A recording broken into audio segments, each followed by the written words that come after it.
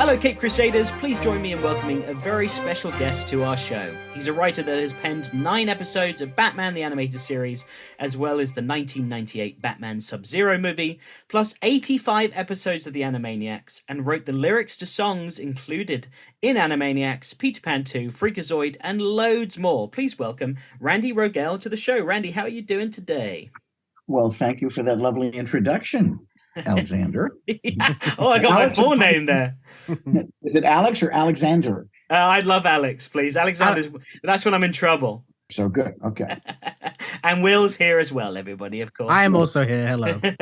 Will, now not William and Alexander. Boy, you sound so regal. Yeah. You are British, so I suppose. Yes, we are. Yes. Although we didn't tell you off pod, we grew up in New Jersey, actually. We moved there when we were very young, and I lived out in the States for 17 years. And Will, what were you, like 14 years? A little less, something like that? 11 years or something like that. Yeah. A bit more. 11 years in New Jersey. Where were you in New Jersey? So we were in North Bergen Jersey. County. Yeah, Bergen County. You picked up those lovely erudite British accents in New Jersey. Well, I'll tell you what, Randy, I had an American accent just to fit in. And then I went to university and realized that my English accent did a lot better with the opposite sex. So I changed it right back.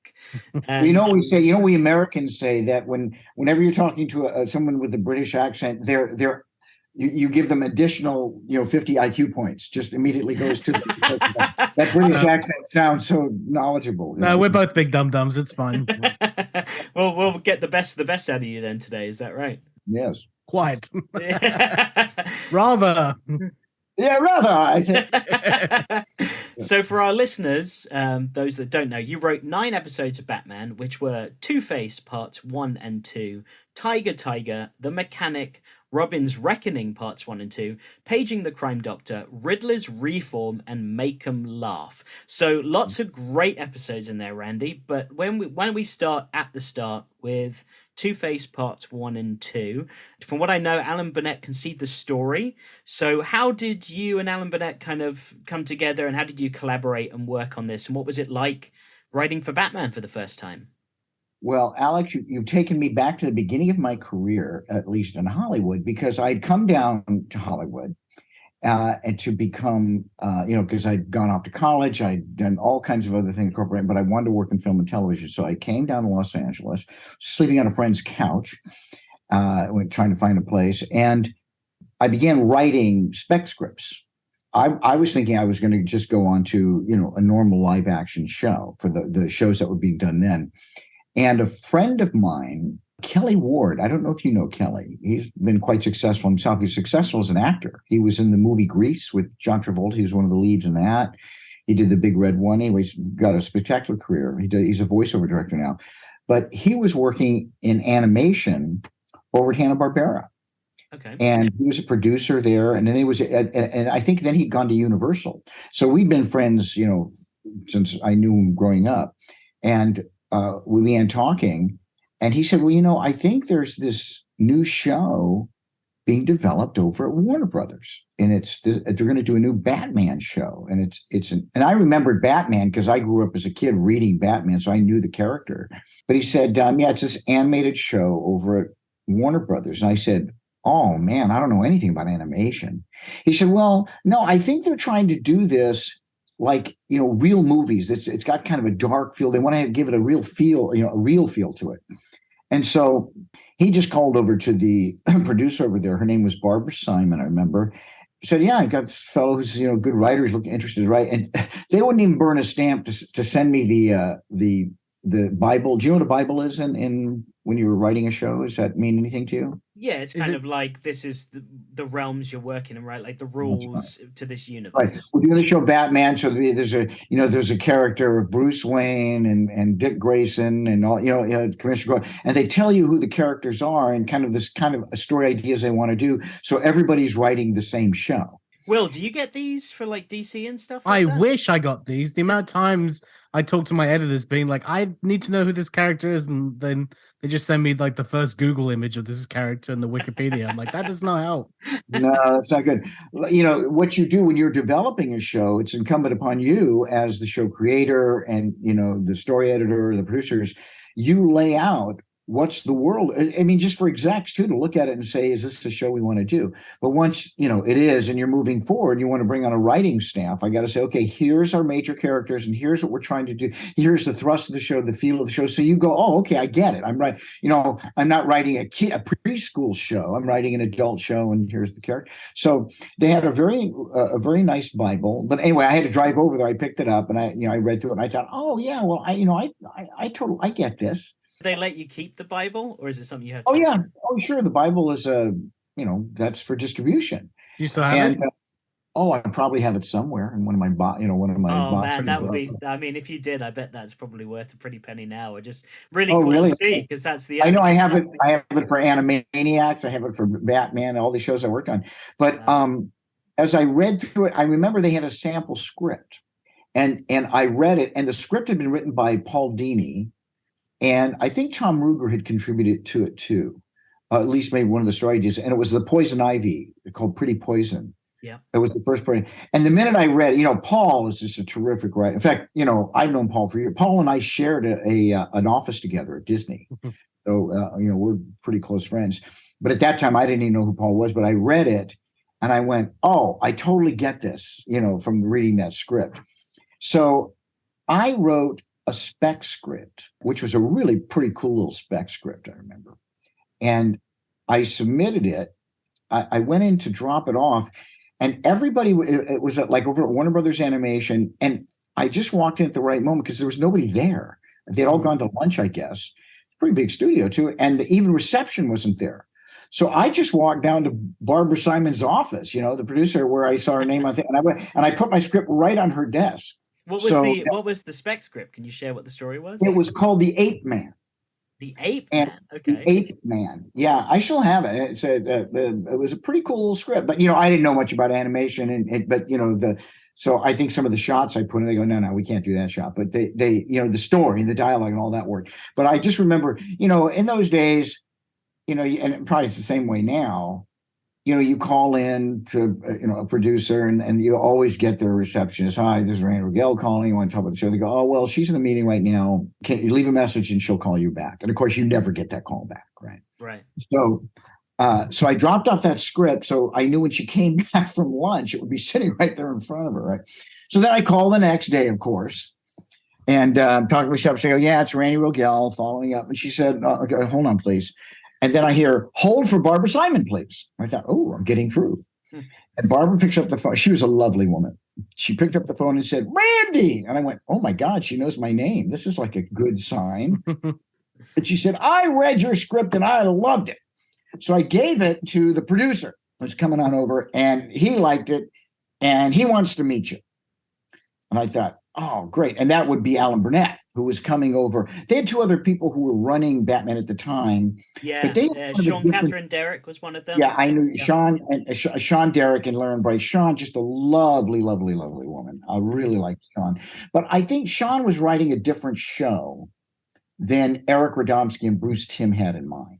Right. And theirs was much more, Sean, I think, had worked more in children's program, was directing it towards that demographic. But I think Bruce, if you ever saw the initial sizzle reel that Bruce and Eric made, it was really a cool looking little thing, and had, real dark feel to it. In fact, I think I'm right on this. Eric was, because Bruce is just a brilliant artist and animator and character designer and all that. It was Eric, if I remember right, when we were talking, he's the guy who came up with the idea of drawing on black backgrounds. Right. Right. Okay. Yeah. See, because normally they just do a clear cell, right? And it's so bright. If you watch Tiny Toons or something, it's really bright. But Eric, that was very innovative. And I remember one of the coined the phrase dark deco, if memory serves. Yeah, that's a very good way to say it, dark deco. And I remember one of the old women who was a colorist and all that, and she was there. She goes, "This show's too dark. No one's going to be able to see it."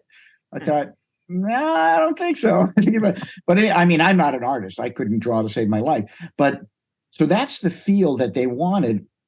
And so Jean McCurdy, who I just saw 2 days ago over at Warner Brothers. She's retired now, but she was the president of Warner Animation at the time. And she's responsible for all of that. She guided that ship with all of us. Right. But so Jean had worked with Alan, who is a authentic genius, Alan Burnett. really a top-notch I mean, talent. when he came on board, the show, as I said to you off, Bob, when you guys wrote the Two-Face episode, we saw that shift into what the show we remember suddenly Yeah, became. and It really changed its tone. I give Alan credit for that, because I went over to meet Alan, and they just put him in his office. They brought him over, and so he was looking at, okay, what is this Batman? He was very respectful to what Bruce and Eric had in their initial vision. But Alan's he's the one who really can bring the stories too, not just the look and feel of the show. And so I remember I went in to meet Alan. I didn't even get into his office, Alex, because I knocked on the door. He opened up the door, and I could see there was another writer sitting across from his desk, and he goes, yes. And I go, yeah, I'm Randy Rogel. He said, oh, yeah. He said, listen, I really liked your script. Now, listen, I don't have any room for you on my staff. I'm already gearing up, but I just wanted to know who you were. I said, well, good. I want you to know who I am. Right. Yeah. So I left. So then I had this idea for another script. So I wrote this other Batman episode, which was a pretty Poison episode, as I recall. And it was a Poison Ivy episode. I'm trying to think of it now. It's called Eye of the Beholder. It was either her or some other female character, but it was a really cool little script. And I brought that in and I gave to him, and he said, oh, you didn't need to do this. He said, I had the other script. I said, well, I had this idea, and I thought, so I did. So then he called me that night, and it was like 11:30 at night. And he said, I'm not bothering you, am I? I go, no, Alan, you're not bothering me. He said, all right, I'm going to buy this script. And I said, oh, thank God. He says, well, I tell you what, I have a script that I want to do, but I've written the story for it. So I'm going to take the story credit, but you write the script. How's that? And it's Two-Face, who I didn't even know who that was, right? Wow. So he says, be in my office 10 o'clock tomorrow morning, right? So I show up bright and early there, and he gives me the outline. And it was a very cool little outline. And we talked about it a little bit. And then they found out I wasn't in the union. I had no, they couldn't hire me. Like, I had to join the union, but he sent me up to Barbara Simon to sign, to get a deal and all that. I'll never forget Barbara looking at me, because she really liked me, because I had no experience in this. And she said, so you got hired to write this script. Good for you. She says, so what are you going to do, Randy? And I said, well, I'm going to write the script. Yes, but what else are you going to do? And I couldn't quite get what she was getting. I said, well, I'm going to read the thing. She goes, you're going to do Alan's outline, right? You're going to follow his outline. You're not going to go off and take it to a different place. In other words, she was saying, follow the outline the guy gave you. And I went, oh, yes, of course. Yeah. So then I wrote it, and I was able to add some nice other stuff to it. And I brought back, and Alan liked it. It went into production. Everybody was liking it. And because Two-Face, we made it a two-parter, because it's a Two-Face episode, and it was his origin. So then I went back to Alan and I said, hey, do you have an idea for the second part? And he goes, no, actually, I don't. I said, well, I do. He goes, well, what is it? So I told him. He goes, I really hate that idea. And I said, well, what was your recollection of your second part? Oh God, Alex, I don't even remember now what I had, but I did say, well, how about this then? I had another idea. And he goes, well, now that I like. He said, I'll tell you what, how'd you like to be on my staff? And and I said, oh, that would be wonderful. So they did that. So I came on board pretty early, because there were 4 story editors and just me, the writer. Everybody else was freelance, but I was a staff writer. So I was like, Alan had me hopping. I mean, I was just writing on everything with Michael Reeves, with Marty Pascal, with Paul Dini was also a story editor, and Alan. And so I was like the gang writer, writing one thing after the other. Or, you take an idea, they have flesh it out and then send it back to them, and it would go back, because when you're on a staff, people are sharing ideas. You may work on something, but then it goes to a writer who eventually writes it, but you're involved in all the story stuff. And so then the second half came out and did really well. And then, we went just from, I was on board and I was just writing after that. So I really owe to Alan, really kind of guided me along. And we all have a mentor that helps us, and he was mine. That's what a mentor as well. That's awesome. That's incredible. And I wanted to actually ask you a couple of questions, if you can remember, from this Two-Face story, because there's a couple of scenes in it that really stand out to me. One is in the second part. I don't know if you remember, but when Grace sees him as Two-Face for the first time, he's got half a sort of handkerchief over his face with his eye. And I was wondering if that was something that was sort of inspired by the original Fly movie at all. When you know what, that might have been it could have been just for the, how do you say, the necessities of the animation, but whoever was added that was not my idea to add the cloth to it, because I that wasn't enough. I mean, he would have put on a mask or something, done something a little bit more dramatic. But that's how I remember that happening. Do you remember who boarded that? Was it Kevin Altieri? I think it was Altieri. Yes. Yeah, so Kevin's great. So that probably was a Kevin. Kevin probably did that, and he would know that. I mean, Kevin's like an encyclopedic knowledge of all other movies and things. So it didn't surprise me. Okay. I did catch him on something though one time. I remember. I don't know if it was this episode, but Batman, swoops in the middle of the night, and he comes to a door, and he tried to open the door, but the little chain lock was on it, but there was nobody inside. So I said, Kevin, how did the chain get on the lock? He went, oh, you're right. He removed that. I said, someone can't leave the apartment and move the chain lock. Yeah, the chain lock means someone's inside. The other thing I was thinking of was in the first part, I'm not sure how much this was in the original books, or if this was something that you guys added, or maybe if this is something that was in Alan's original story pitch. Outline, yeah. But what's interesting for Two-Face in this universe is he starts as Harvey Dent with already a problem with a potential split personality disorder. And that's something that's not really explored otherwise. It's usually the moment he gets scarred is when he suddenly has this dual personality. But this really focuses on that before he ever gets scarred on one side. And I don't know if you have any memory of any. Yeah, but because we wanted to make Batman, real, not just very cartoony, we started exploring issues of what creates a character, because you think about it, the original Batman, especially that old 60s one when I was a kid, was very campy and there was no explanation why they're themed villains, and so we thought, how do we bring this into the real world? And there are two villains in the Batman universe that, off the top of my head, I don't know if I can think of any others, that are who they are, not because it's their fault. And one would be Harvey, and the other one is Mr. Freeze, who I've written for both of those. In fact, I did a movie for Mr. Freeze called Sub-Zero. And so that that gives you some compassion for them, that they just kind of were dealt a bad hand. But we wanted to set up, why would Harvey be so inclined to have this dual personality? There has to be something deep inside his psyche, and that's why I had Batman saying, there's no shame in taking some therapy, Harvey. Because we put it in that he just had this terrible temper, and you've known people who have just a real bad temper, and then they try to calm. They can be abusive, but then they calm down. Oh, I'm sorry, and they usually they're very apologetic afterwards. So there's something deep down there rooted, and. So when Harvey would lose his temper, he would really lose his temper, and people would be kind of like shocked, So all it takes to put him over the edge, and that thing splits right into. I remember I wrote that, because Alan, I think had him having a dream. So when I opened it up, he was crossing his bridge, he was falling, and it's Harvey, and the words that are being spoken when he wakes up, those are the words that are being spoken to him at that time. He was just hearing them differently in his head. But I remember one time a writer sent a script to me. He was trying to, he wanted to get a writing assignment on the Batman show.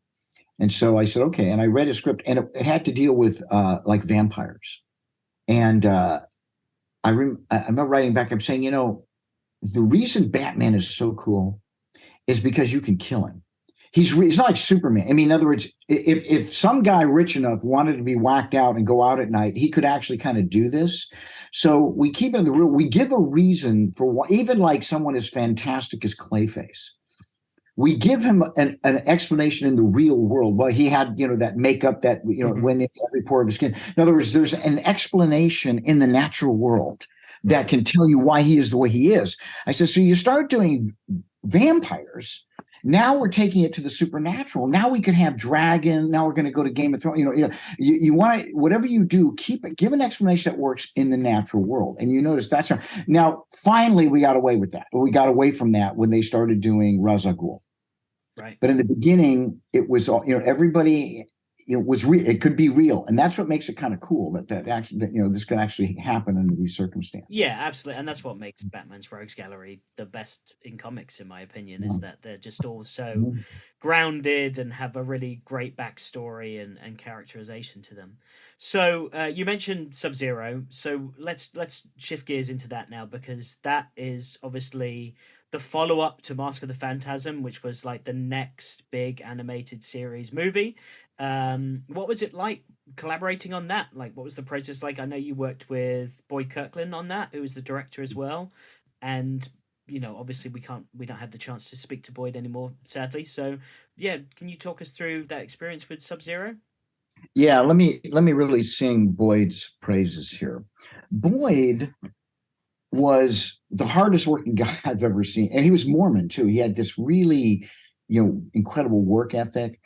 And I remember towards the end, he was getting disillusioned with him. I remember he was talking to me about that. But Boyd directed as many or most of the Batman episodes, I think. I mean, if you look at all a lot of them, yeah, I would say definitely in the double digits for sure. Yeah, if you add up everybody who directed, I bet he directed more, or he's tied with somebody, for that, because he really was in the Batman universe, and everybody loved Boyd.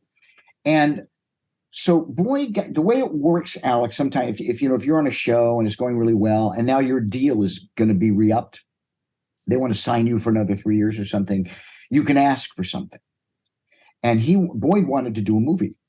And so Warner Brothers said, okay, we'll give you the budget for a straight video movie.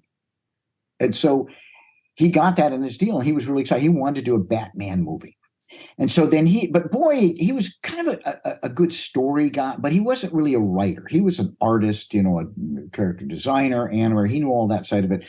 But when it came to story, that just wasn't his main thing. So he came to me. And he said, hey, how would you like to write? Because he'd seen other stuff, and we'd work together.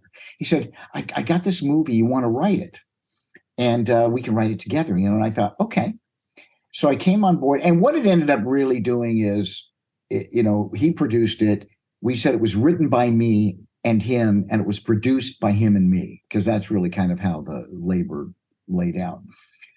But I don't know if you've heard this story, but we were going to do Bane. Was the character. No, I've never heard this. Okay, here's the story on this. We chose Bane to do, and I guess that was Boyd's idea. He liked the character of Bane because, the Warner Animation Batman was created in conjunction with the live action movies. Remember Tim Burton and Joel Schumacher, right? Yeah, right. Well, no, that Joel Schumacher wasn't in that. With the very first one by Tim Burton, the very first Batman movie did well, so it became the studio's, big movie. They kept making more of them, so they thought, well, let's make a companion piece in the animated series. But the animated series really diverged from what the what the live action movies were. And so we've also discovered actually developed storylines for the movies going forward that they used, right? So Joel Schumacher's Batman Forever, we noticed loads of similarities, and Bob Skier pointed this out to us, as well as Batman and Robin. Taking Mr. Freeze's storyline, for example, that was Paul Dini's idea in the first place. Yeah, and your Two-Face coin flipping in part 2 is used directly in Batman Forever. Yeah, of course. Yeah, your Two-Face where he chucks the box of coins. Yeah. Yeah, that. In fact, I remember when I wrote the second half of Heart. I had that moment where Batman had to do something on him, so he knocks all the coins, and he can't find the coin he wants, and he goes mad in front of all of them. I remember Paul Dini when it came back and we were watching and Paul went, "Oh my God, this is heartbreaking." I went, "Good." But anyway, so what did you just because we're talking about Batman Forever, it reminded me? Did you see that and go, that's my fucking idea? Yeah, there is a little bit of pride there, but you're so busy on other stuff. It's just you move on to the next day. It's like as good as your last sale. But Bane. Anyway, sorry. Yeah, so we I think that was Boyd liked the Bane. Okay, so I turned Bane basically into the Terminator. So Love Bane it. is and Boyd, loved that too. So we wrote this really beautiful script. I thought it was a really detailed outline, or maybe we went to script on it. But basically Bane is unstoppable. He's a very formidable opponent. And remember the tougher your villain is, the better your hero looks, And so you couldn't bring him down. I mean, and he had the single-minded fixation, he's going to kill Batman. And so Bruce, I mean, going between his different characters, Bruce keeps getting more and more injured through this thing. And also, I'd had a side story of him falling in love and all this. So it was just really great. We were really happy movie. So then we get a call from the boys over at the lot, the main lot. We go over and meet with them, and they said, "Hey, we got great news. We just signed Arnold Schwarzenegger to play Mr. Freeze. So we want you to make the villain to your script, make it Mr. Freeze." Oh no, man! And I said, but we already wrote it, and it's Bane. And one of the other guys in the room said, "Well, can't you just use your word your universal search and replace on your word processor where it says Bane?" Just I thought, but it doesn't work like that. I said they're two different villains. I thought, never mind, we'll just write a new script. Wow. We go back. And also, Bane was in that movie at the end. Not Sub-Zero. No, but in Batman and Robin. That's the ironic part. Yeah. Well, let me tell you what happened. So we go back, and we're making. So I thought, okay, we're gonna have to do Sub-Zero. And I said, well, unlike Bane, Freeze is a sympathetic character, and I loved Heart of Ice. That was one of the first ones Paul wrote, and I remember just thinking, what a great little script this is. That little Heart of Ice. Yeah. So we're gonna pick up from there. And I said, he's a sympathetic villain. So we beat out this whole story. And I said, the other thing I'd like to do is, and he totally was on board for this too, is I said, let's flesh out Robin's character more, Dick. I said, Dick and Barbara are dating at that time, but they don't know each other's alter ego. They don't know that one is Robin, one doesn't, and they don't know that she's Batgirl, right? I said, let's establish their characters more, and like who's Dick about. So we have that whole story with Barbara being kidnapped by Freeze, and he's only doing it because he's trying to help his wife and all that, and it turned into a lovely little story, right? So we make it. Boyd did a brilliant job of directing it, by the way, and at that time the animation, the CG in it, it still holds up. That scene where you go underneath the ice and you follow the bears, really cool. Well, I'll tell you, Alex, CGI was very expensive at that time. And we only had like $3.5 million to make that movie. So we had to pick and choose. And Boyd did all that picking. Boyd was completely responsible for that. But picking where we would use CGI. And then, you didn't want it to, look like two different worlds. Suddenly. So he mixed them pretty well. But it was the first time we were able to use the CGI, Anyway, the movie goes well. So we screen it on the line. It's getting all these great responses from everybody. Like, we're all happy. Okay, now I get a call from the same guys over at the lot. And we go over to meet with them. We're all, excited and giddy about our movie. And he goes, Warner Brothers are going to delay the release of your movie. Yeah, it's going to be like 10 months or a year from now. I go, but why? They said, because this new Joel Schumacher is not going well. It is not testing well. And they are really worried that they don't want there to be any confusion in the marketplace between your two movies. And I thought, but how could there be? I said, mine's animated and his is like that. Mine's like that. And they go, basically, he said to me, I don't want any shit, okay? Your movie is delayed and that's all there is to it. I thought, oh, okay, because it was not going well. And he held up the video and he says, you see this? These Batman movies, this is the studio's biggest investment every 2 years. They're paying $150, $200 million. They're not going to let some pipsqueak little anime thing suddenly compete with that, So we went, okay, we went back, we're writing the series, and then it came out. And it did pretty well. In fact, it won the Annie. Annie is the kind of the Emmy in animation, the Annie Awards. I don't know if you ever heard of them. But I have, yeah.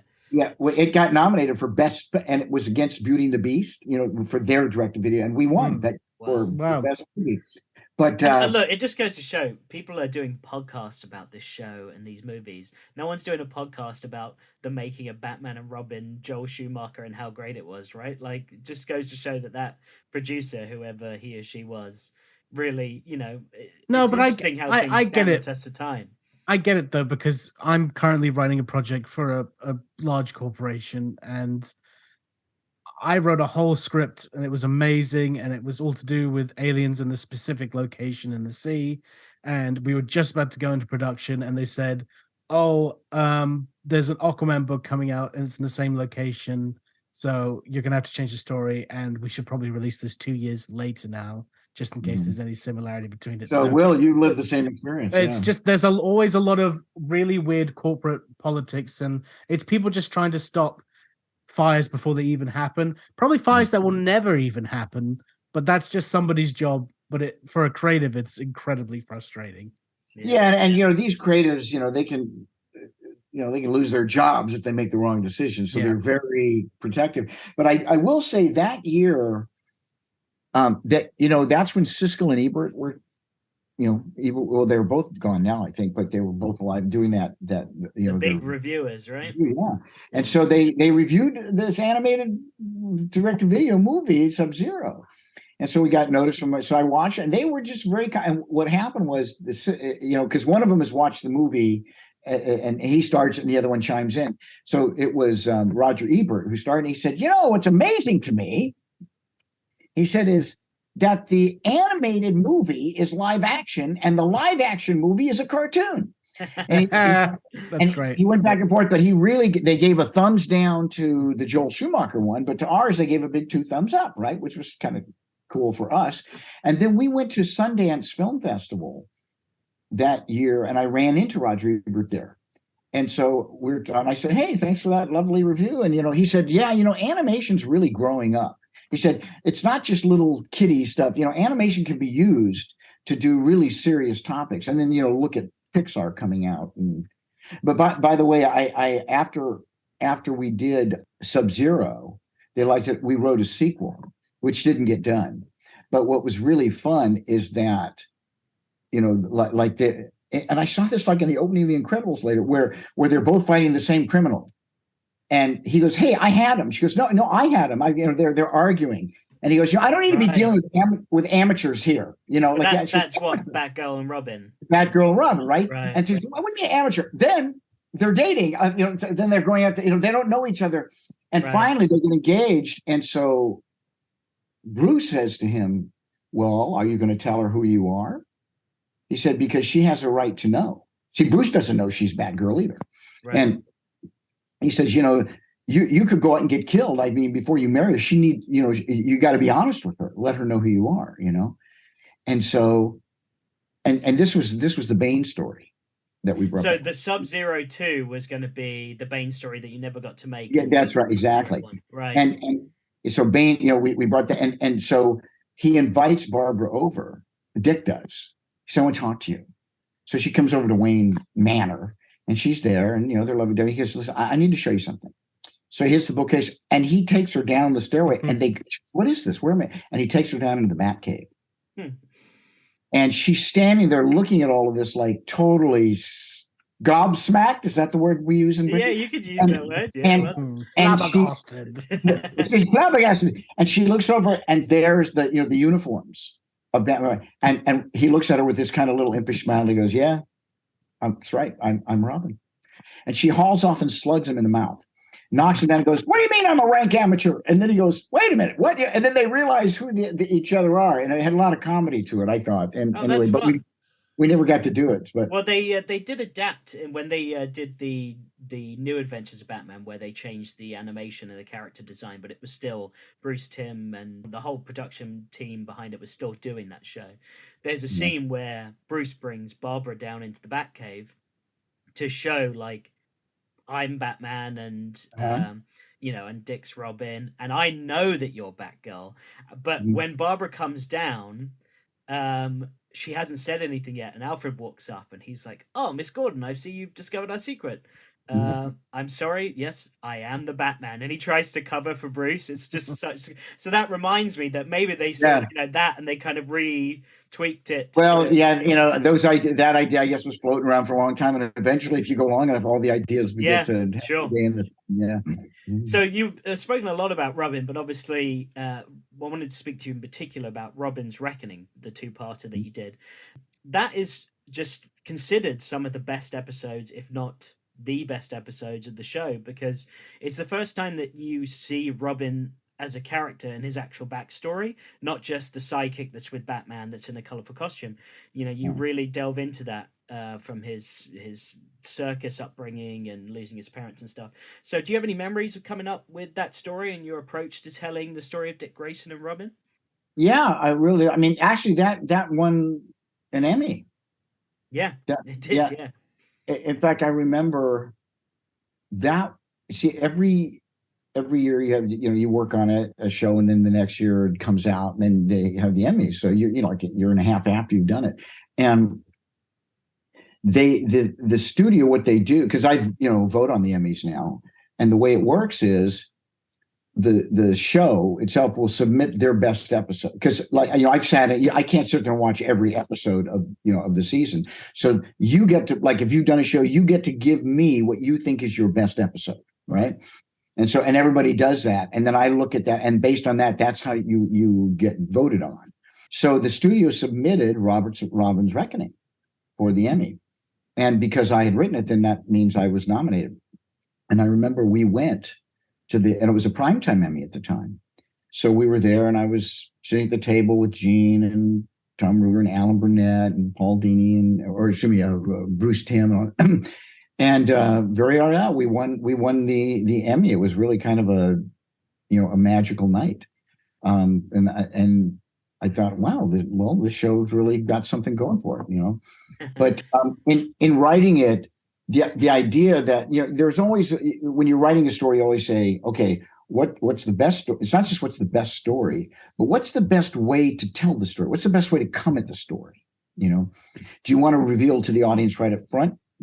I'll give you a very good example of this, just to go off on a little tangent, is Groundhog Day, if you've ever seen. It's a terrific little movie. Yep. And I saw Harold Ramis interviewed, and he said when he got Danny Rubin's original script, it starts with a guy who's in Punxsutawney who seems to have kind of superpowers. He knows everything, he knows everybody, and you don't know why he knows that. And then gradually, over the course of the movie, you begin to realize he's living the same day every day, until that's a reveal way far into the movie. Oh, what an interesting approach. That changes the whole dynamic of that film. It did. And so Harold Ramis called Danny, and he said, because Harold Ramis had done, he was, a respected director now. He got submissions from people. So he called me, he says, I just read your script. I like the idea, but Danny, why are you hiding this from the audience? Why don't you tell them right up front that this guy's living his day over and ever, and then they get to enjoy the ride, the whole movie. What you've done now is they only get to enjoy it like way far down in the movie when you do a reveal.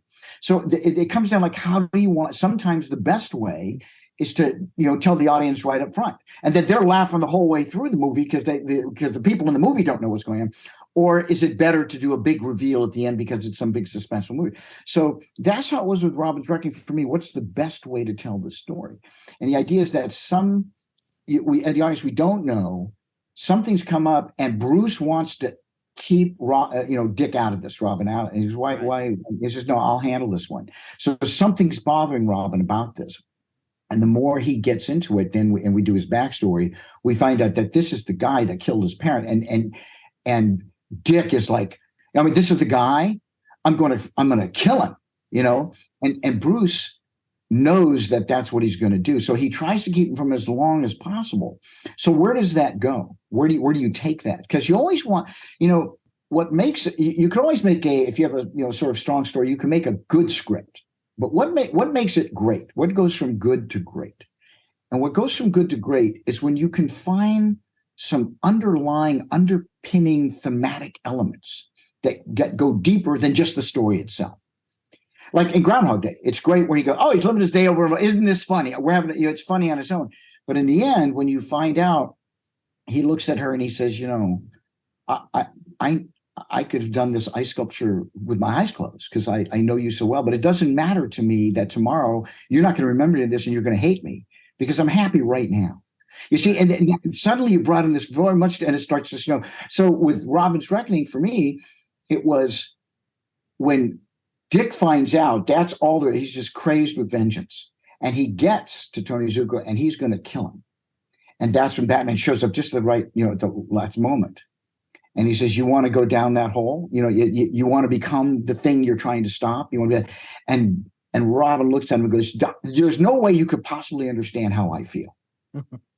And then there's like this big pause, and he looks and he goes, oh, my friend. And so it's Batman's experience that resonates with Robin. And the idea is, if you kill this guy, you will become you will become the vigilante. You will be the lawless guy, instead of what we are.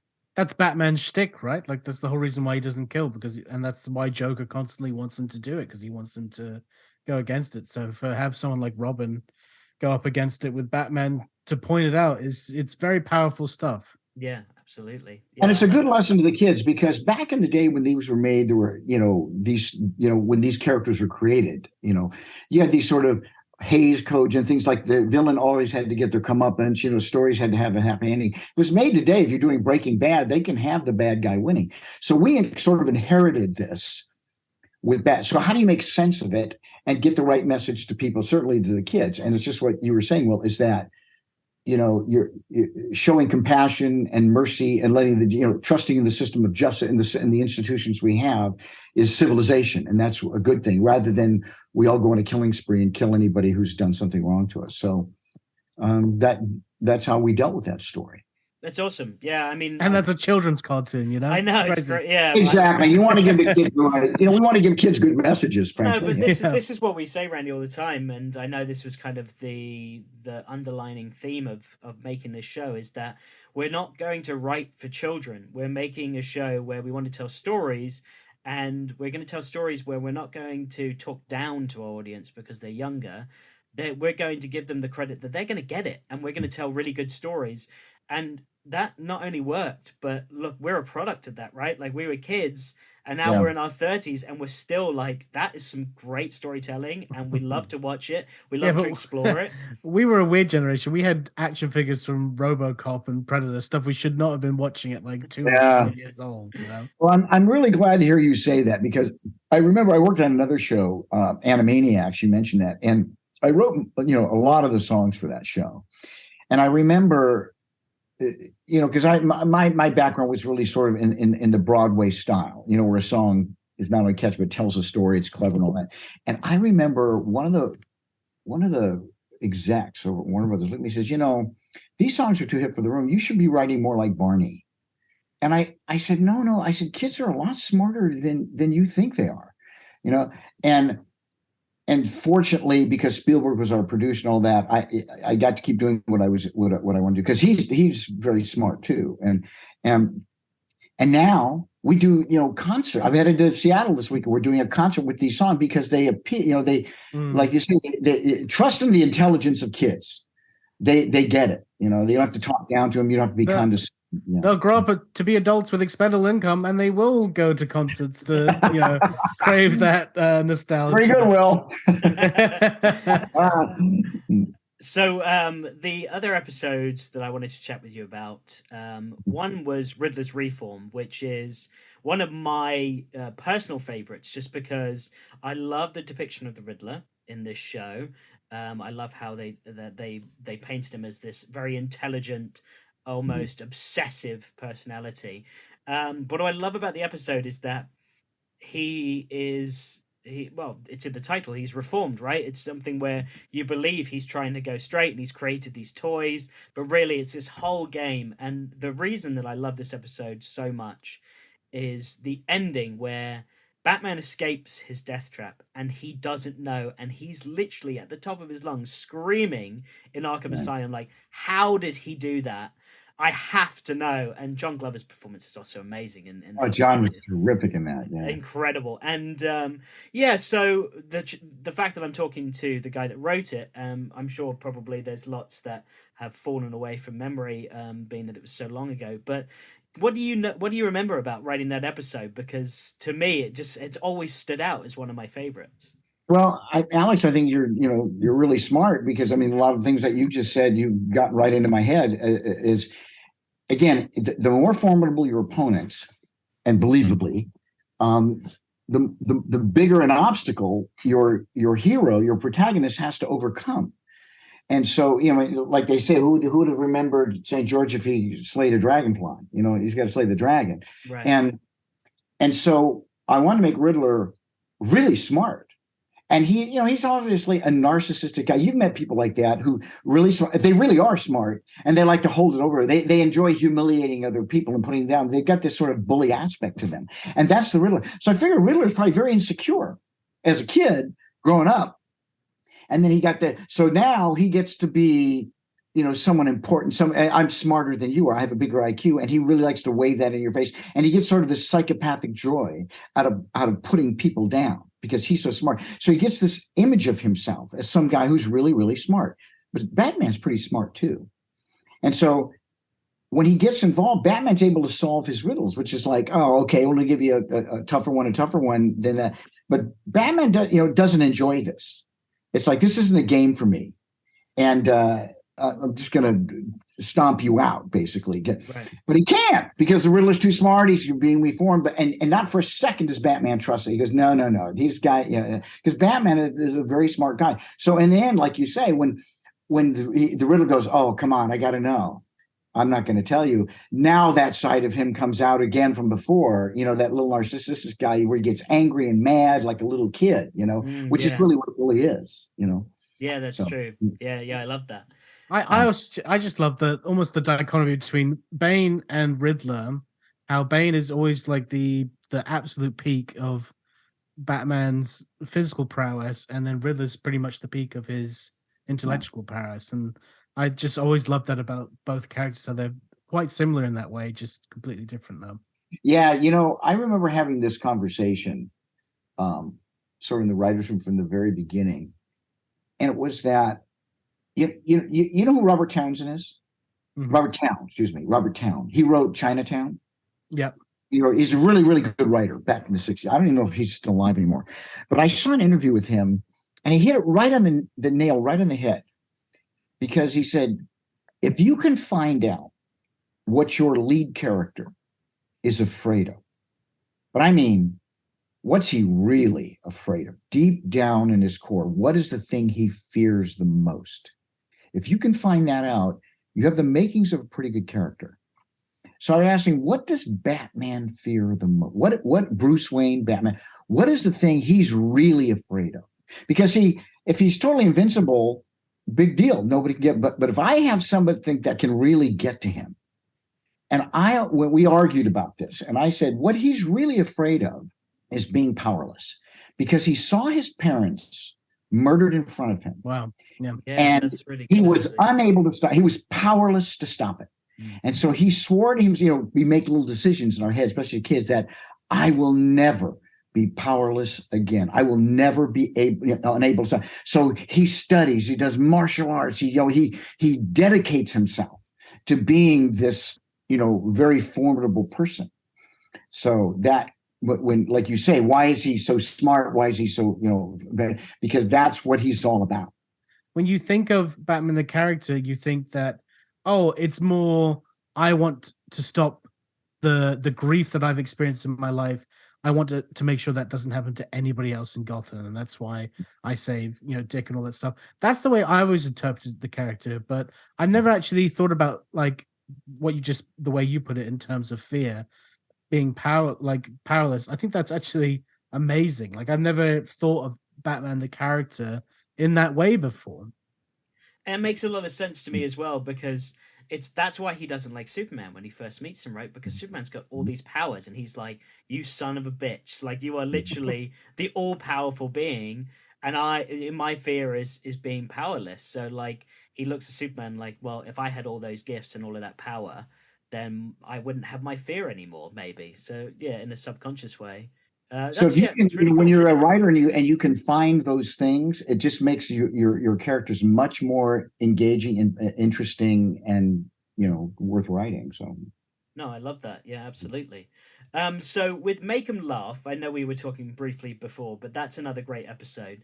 So with Make 'Em Laugh, you've got the Joker like basically brainwashing these random comedians and turning them into lame supervillains. So we've got Mighty Mum, we've got the Pack Rat, and we've got the now very famous Condiment King, who I don't know if you know appeared in the Lego Batman movie. I don't know if you do that. Do you have any do you have any memories of creating those wacky characters? I do. They're little animaniacs as well, aren't they?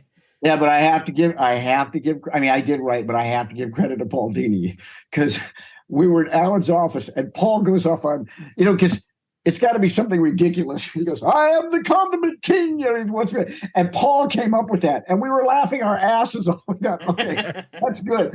So yeah, Paul's got a great sense of humor in that idea. But then when I wrote it, and then it came back, I think Paul was story editing that script, so he put "make him laugh" because he knew he'd actually seen me do the show.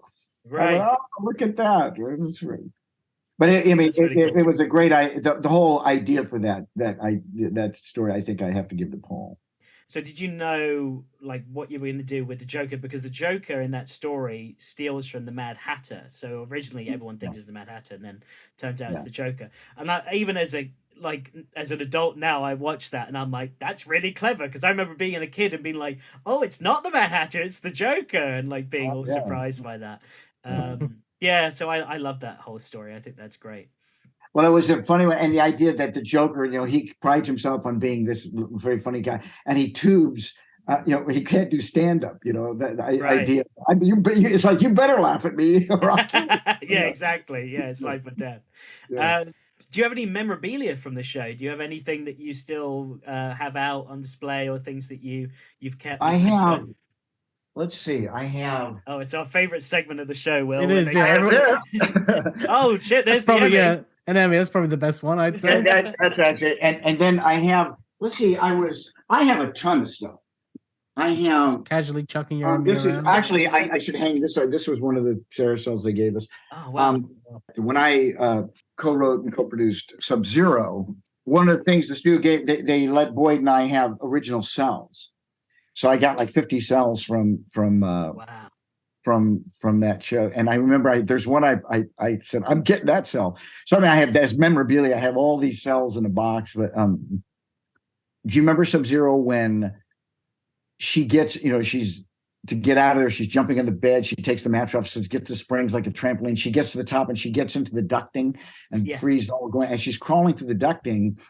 Freeze is, shooting to freeze, and icicles are coming up. But then the other guy jumps up and goes after her. Oh yeah, that's right. Yeah, it was played by George Dunza, who was I can't remember. He was basically like an evil doctor, a doctor. Well, he was desperate for money, so he had to do this. George was in The Deer Hunter, I remember.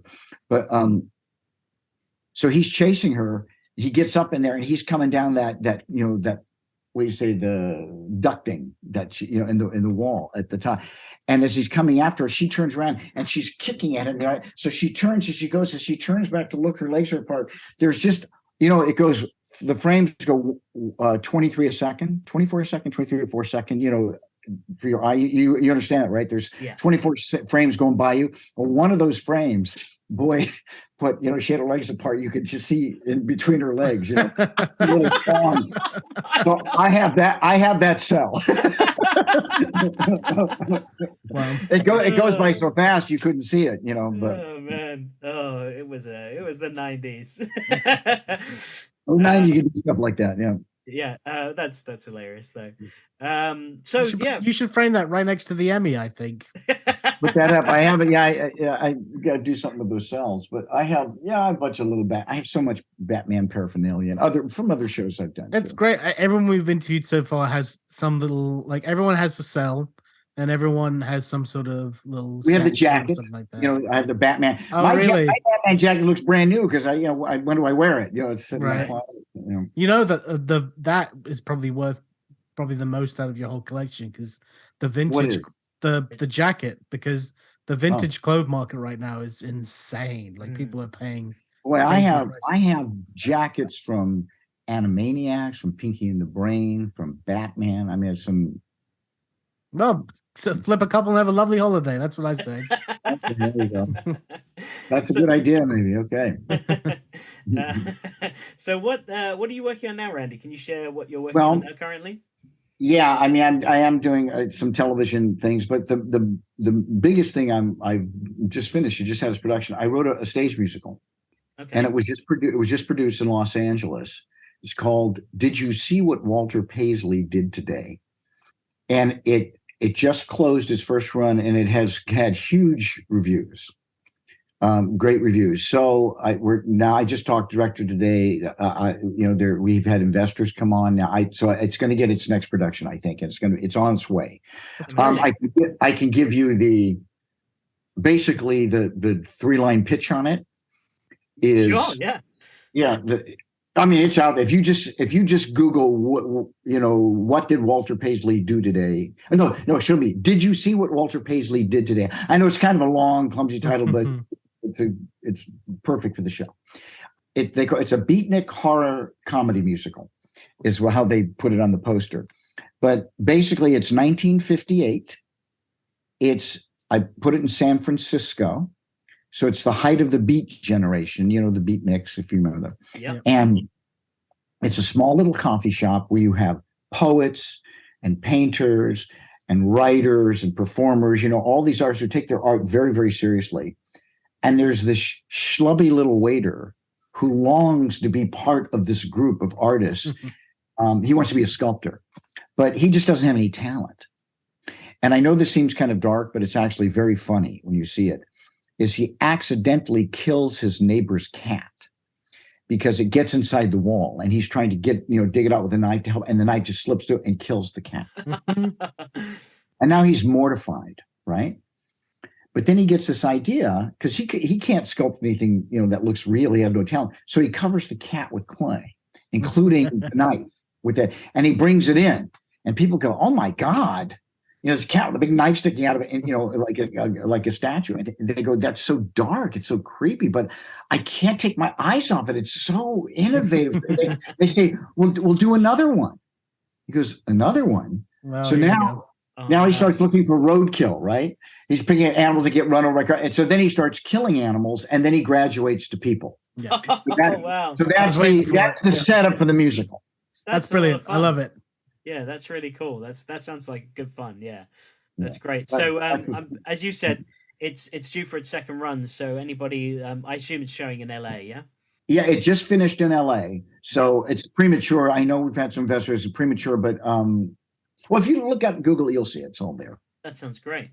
Yeah. And then I do some work for another studio called Big Bad Boo. We had 1001 Nights is a series I write for, and so other little projects that I write for television. Awesome. And where can our listeners find you online if you want to direct them anywhere to your socials? Yeah, socials. Or is there a website or anything like that? Yeah, it's usually just my name, Randy Rogel. Yeah, and you can just Google it, and all of that comes up. Okay, great. The other thing that's how I found you. So okay. The other thing that I've been doing quite a bit now is we created the show with all those songs I wrote for Animaniacs. Rob Paulson, who does the voice of Yakko, he's Pinky and Pinky in the Brain. He's Mad Max. He's 2 of the Ninja Turtles. He's just a top-notch voiceover talent, and incredibly talented, and one of the nicest guys you ever meet. So he does these cons all over the world all the time. Guy's probably on the road, 50 weeks a year. Right. And so he told me, he said, "Hey, Randy, wherever I go, people always ask me to sing your songs." I thought, oh, well, that's nice, So then he has this podcast he does, like yours, called Talking Tunes, where he interviews everybody in the animation industry, because he knows everybody. And they asked him to do a live. I live very close to Warner Brothers and Universal Studios, all up. I'm in Toluca area of Los Angeles. And so they asked him to do a live one. So he did up at Universal with Maurice LaMarche, who's the brain. And Maurice is, he does half the voices on Futurama. He's done so many voices on The Simpsons. He was the voice of the king in the movie Frozen. He's the official spokesman for Lexus. He's Yosemite Sam. He took that when Mel Blanc died. He's just an incredible, and he's the brain. So they're pinking the brain. They did the show up at Universal, sold it out. So he says, well, they want me to do another one. He says, why don't you just come up, we'll sit at the piano and we'll wing it. So I did. It's a few minutes from here. So we go, and we sold it out. So then we did it again. We sold it out again. So we started doing it again. So his agent said, I think this is a show. I thought, well, we have to get Warner Brothers permission. And then we had to get Steven Spielberg's permission. But we did. And now we have this concert series where it's me and Rob and Mo, or we'll bring Tress McNeil. We bring Jess Harnell, because they play Dot and he plays Wacko, and they do, and so cool. Tress does Tress is probably the most successful female voice artist in history now. All the Sims, I said 500 episodes of The Simpsons. She's a regular on Futurama, and every other, she was Dot in Animaniacs. She was with the lead in Tiny Toons. So when we come, we have some really powerful people. In fact, we're booked in Seattle this weekend, and Maurice at first wasn't going to make it, so we were bringing Nancy Cartwright. Nancy is Bart Simpson, but she was also Mindy in Mindy and Buttons on Animaniacs. But Nancy's got a flu right now, so we thought, okay, don't go. So Maurice is going to go this weekend, but Nancy will go there. So when we go, we have quite a cool show. Quite a cast, and they break into these voices that are so hysterical. We do all the song, we tell the funny stories. So they booked. I think we've got like 25 to 30 concerts between now and the end of and a year from now. So. That keeps us hopping. We just got back from New York, week before last. We did a show there at the Patchogue Theater, and right after this, I did look at our schedule, but that's a real fun thing to do. We're gonna have to come to London next, because that sounds like it would be perfect in London too, because you're English speaking, and it would be a great show for there. Yeah, sounds really a fun show. Sounds totally insane-y. Totally insane. And also what I'll do, it's called Animaniacs in Concert. And that we actually have a website. You go animaniacslive.com or animaniacsinconcert.com. It takes you, and it shows you where we're going to be next. But one of the things we do in the show too is say, well, you want to hear a song that Steven Spielberg killed? Or do you want to hear a song that the network wouldn't do? Or you want to hear the original? Of course people want to hear that. I say, you want to hear the original lyrics that before they made me cut them? So we can tell them all the inside of stuff. And then plus, all this, when Rob stands and all of a sudden up on the screen comes Yakko's. It's a song I wrote with all the countries of the world. Where he goes, classic. That's the one. That's the big one, right? Yeah, and Rob's standing on stage. This whole thing is on a projector with the orchestra playing behind, playing it, and he's singing it live to picture, so he can't make a mistake because the cartoon keeps going, and he does that live to picture, and everybody's just like, oh my god, it's pretty cool. That's amazing. Yeah, everyone go check that out that's listening. I'll even include that link in the description below of this episode as well, so you can check that out. That sounds really great, and a big time nostalgia trip for loads of people. So that sounds like an awesome show. And Animaniacs has been rebooted. Steven Spielberg is producing it. It's the third season just dropped at Hulu. So it now not just your generation, but the new generation have all been introduced to Animaniacs as well. Yeah, it's awesome. It just goes to show that the 90s had the best stuff. That's for really did. Sure. Yeah. Well, Randy, thank you so much for coming on, man. It's been an absolute pleasure to talk to you. I've loved learning about stuff that I never knew before, like the Bane movie instead of Mr. Freeze. That's amazing. And also just discovering inadvertently what Batman's true fear is and what drives him. I think that's being powerless is really cool, and something that now I'm going to always kind of think about when I think about that character. So that's amazing. Randy, thank you. My pleasure, Alex. You too, Will, and good luck with your podcast. You probably should have Alan Burnett on, because Alan's the godfather. Yeah, he sits over everybody else. And so Batman, if you love the Batman series, that's his vision, and certainly from the story side, and Bruce and Eric from the visual side. Absolutely. Hopefully one day. Well, that was fun. Who's for Chinese?